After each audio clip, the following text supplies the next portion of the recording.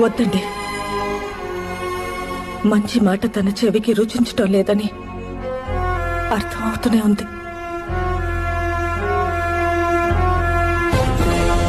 అమరేంద్ర బాహుబలి, నీ ముందున్నవి 2 దారులు.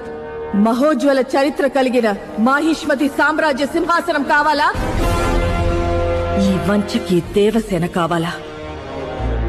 సింహాసనం కోసం ఇచ్చిన మాట వదులుకుంటే అది నీ పెంపకానికి అవమానం అమ్మా. నేనిచ్చిన మాట తప్పను. సరే, వచ్చే విజయదశమికి అదే ముహూర్తంలో బల్లాల దేవుడికి మహారాజ పట్టాభిషేకం. సర్వ సైన్యాధ్యక్షుడి హోదాలో బాహుబలి పర్యవేక్షణలో ఆ మహోత్సవం జరగాలి. రాజమాత, ఒక్కసారి ఆలోచించండి. ఇదే నా మాట. నా మాటే శాసనం.